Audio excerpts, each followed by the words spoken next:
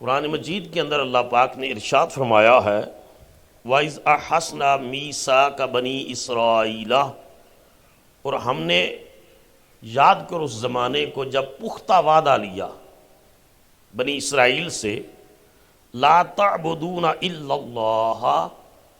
کہ اللہ کے سوا کسی کی عبادت نہ کرنا، عبادت صرف اللہ تعالیٰ کی ہے، وبالوالدین احسانا، اور والدین کے ساتھ احسان سے پیش آنا، نیکی، حسن سلوک۔ ایک ہے عدل، عدل ہے برابری کی سطح پر سلوک کرنا،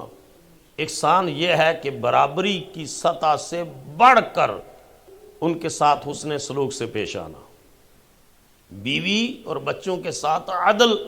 کا حکم ہے، اور ماں باپ سے عدل سے بڑھ کر احسان کا حکم ہے۔ اور اس کے بعد فرمایا وذل قربا، اور قریبی رشتہ داروں ان کے ساتھ حسن سلوک، والیتاما، آرفنز یتیموں کے ساتھ حسن سلوک، والمساکین، اور مسکینوں کے ساتھ حسن سلوک، وقولوا للناس حسنا، اور لوگوں سے فرمایا پھر اچھی بات کرنا،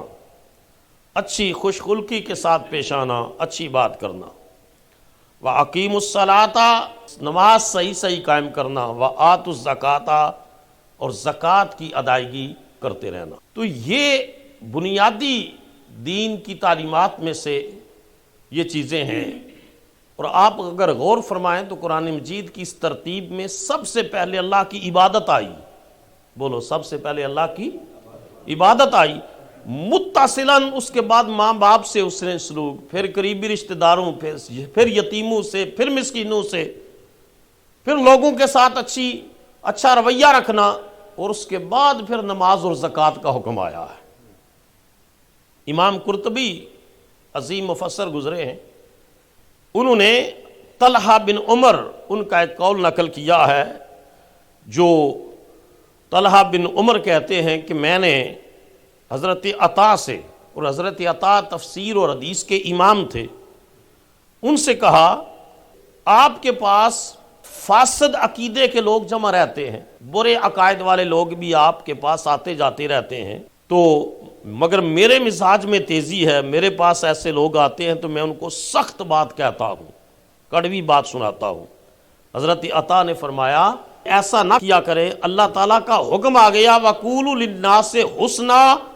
اور للناس تمام لوگوں سے اچھی بات کرو، اور لوگوں میں للناس میں یہودی بھی شامل ہیں، عیسائی بھی شامل ہیں، تو مسلمان کیسے نہ شامل ہوں گے؟ تو کہا ہر حال میں اخلاق کا دامن نہیں چھوڑنا،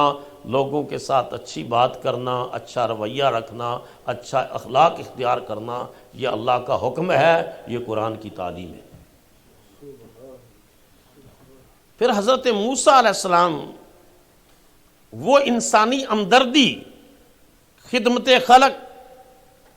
دوسروں کو فیسیلیٹیٹ کرنا، اس کی بنیاد کے اوپر اللہ تعالیٰ ان کے لیے برکتوں کے دروازے کھولتا ہے۔ مثلا جو ہے جب حضرت موسیٰ علیہ السلام کے بارے میں قرآن مجید میں آتا ہے وَلَمَّا وَرَدَ مَاءَ مَدْيَنَ، جب وہ مدین کے پانی پر پہنچے، وَجَدَ عَلَيْهِ أُمَّةٌ مِّنَ النَّاسِ، وہاں کچھ لوگوں کو دیکھا، یسکون، کہ وہ اپنے جانوروں کو پانی پلاتے ہیں، وَوَجَدَ مِن دُونِهِمْ امْرَأَتَيْنِ تَذُودَانِ، اور وہاں دو عورتوں کو پایا کہ وہ دونوں اپنے جانوروں کو روکے کھڑی ہیں، پانی پلانے کے لیے اس کنویں پر، اس پانی پر جو ہے وہ لے کر نہیں گئیں، وہ کھڑی ہیں، انتظار کر رہی ہیں، اور بہت سارے لوگ پانی پلا رہے ہیں۔ قَالَ مَا خَطْبُكُمَا قَالَتَا لَا نَسْقِي حَتَّى يُصْدِرَ الرِّعَاءُ وَأَبُونَا شَيْخٌ كَبِيرٌ، ان دونوں لڑکیوں نے کہا کہ ہم جب تک یہ مرد پانی نہیں پلا لیں گے اس کنویں سے،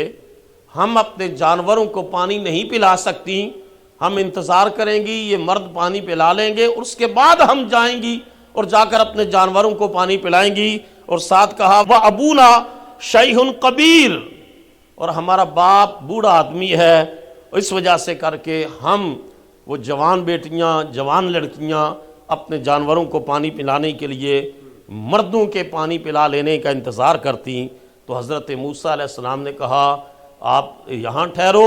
میں تمہارے جانوروں کو پانی پلاتا ہوں۔ فَسَقَالَهُمَا، آپ نے ان کے جانوروں کو پانی پلایا، یہ خدمت خلق نہیں ہے تو اور کیا ہے؟ یہ کسی کو فیسیلیٹیٹ کر، جس سے تعارف ہی کوئی نہیں ہے، جو اجنبی ہے، رشتہ داری کوئی نہیں ہے، کوئی سابقہ ان کے ساتھ راہ و رسم ہی نہیں ہے، ان لڑکیوں، ان بچیوں کے جانوروں کو پانی پلانا، ان کو فیسیلیٹیٹ کرنا،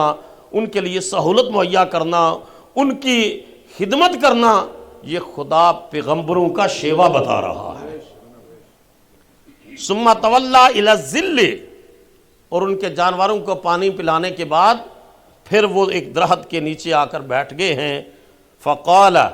ربی انی لما انزلت الی من خیر فقیر، اور آ کر کہتے ہیں میرے رب جو خیرات تو میری جولی میں ڈالے، جو رحمت اور برکت تو میری جولی میں ڈالے، میں اس کا ضرورت مند ہوں، میں اس کا محتاج ہوں۔ اور خدا اس انسانی خدمت کے نتیجے میں حضرت موسیٰ کے لیے برکت کے اور خیر کے دروازے کھول دیتا ہے۔ وہ بیٹیاں شعیب علیہ السلام کی ہیں،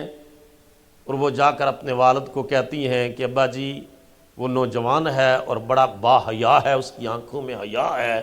اس نے ہمارے جانوروں کو پانی پلایا ہے اور مسافر لگتا ہے، ہم اس کو بلا لے، کھانا کھلائیں۔ تو ایک بیٹی آتی ہے حضرت شعیب کی اور آ کر بلاتی ہے، اور قرآن مجید نے اس بچی کے آنے کا نقشہ بیان کیا ہے۔ قرآن مجید کہتا ہے وہ بچی حیا کا پیکر بن کر شرماتی ہوئی آئی اور آ کر کہتی ہے میرے ابا جی آپ کو بلا رہے ہیں تاکہ آپ نے ہمارے ساتھ جو نیکی کی ہے اس کا وہ بدلہ دے سکیں۔ اور یہ وہاں جا کر کہ پھر ایک لمبی بات ہے، ان کی بکریوں کو ایک ڈیل ہوتی ہے، چرایا کریں گے 8 سال، اور اگر 10 سال مدت کی، حضرت شعیب نے کہا میں اپنی بیٹیوں میں سے ایک بیٹی کا نکاح تمہارے ساتھ کر دوں گا۔ علامہ اقبال فرماتے تھے کہ اگر کوئی شعیب آئے میسر، شبانی سے کلیمی 2 قدم ہے، اگر کوئی اچھا مینٹور مل جائے، گائیڈ مل جائے، مرشد مل جائے، رہنما مل جائے، تو شبانی کہتے ہیں بکریاں چرانے والے کو جو چرواہا ہوتا ہے اس کو شبان بولتے ہیں، اور کلیمی پیغمبری ہے، کہا اگر اچھا رہنما مل جائے، شعیب جیسا مل جائے، تو موسیٰ بکریاں چراتے چراتے اللہ پاک ان کو پیغمبری کا منصب عطا فرما دیتا ہے۔ اور ان کی شعیب علیہ السلام کی بیٹی ان کے نکاح میں آتی ہے، اور اس کے بعد پھر وہ مرحلہ آگے آتا ہے جب وہ ان کے لیے آگ لینے کے لیے جاتے ہیں، اور وہاں آواز آتی ہے موسیٰ میں تیرا رب بول رہا ہوں۔ تو یہ خدمت خلق سے اللہ تعالیٰ نے ان کے لیے دروازہ کھولا ہے۔